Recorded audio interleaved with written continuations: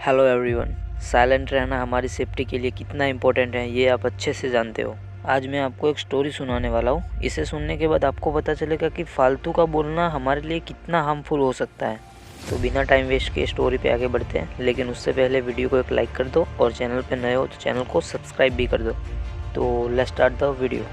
तो एक बार क्या हुआ कि एक राजा था, वो अपने राज्य की सैर पे निकला ये देखने के लिए कि प्रजा कैसी है, सब कुछ ठीक तो है ना। तो राजा कुछ थोड़ी दूरी पे आगे बढ़ा ही था कि पीछे से उसका सेनापति भागता हुआ आता है और कहता है कि हमने जो खूंखार कैदी को पकड़ के रखा था वो भागने की कोशिश कर रहा था लेकिन भाग नहीं पाया। तो राजा ये सुनने के बाद बहुत ही गुस्से में आ जाता है और कहता है कि उस कैदी की ये मजाल कि हमारी कैद से भागने की कोशिश की उसने। तो राजा ने मंत्री से कहा कि पूरी प्रजा को बता दिया जाए कि कल एक कैदी को फांसी होने वाली है। तो मंत्री ने प्रजा को बताया और फिर नेक्स्ट डे उस कैदी को फांसी देने के लिए लाया गया। तो जैसे ही उस कैदी को फांसी देने वाले थे तो अनफॉर्चुनेटली वो जो फांसी का फंदा था वो टूट गया।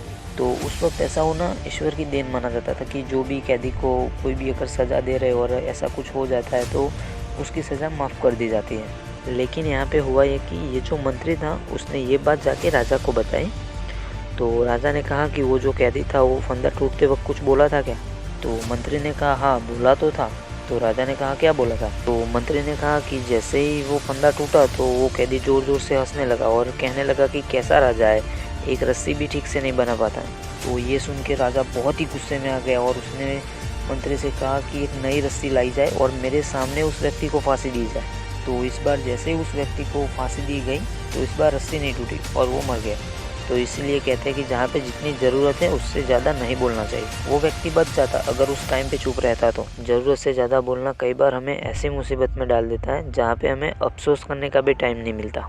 इसीलिए सिर्फ उतना ही बोलो जितनी उसकी ज़रूरत है। ज़्यादा बोलोगे तो आपके शब्दों की और आपकी वैल्यू कभी नहीं होगी। इसीलिए सिर्फ 10 दिन के लिए चुप रहो और फिर देखो कि तुम्हारे अंदर कैसी पावर है, ये तुम्हें खुद पता चल जाएगी। तो बस आज के वीडियो में इतना ही।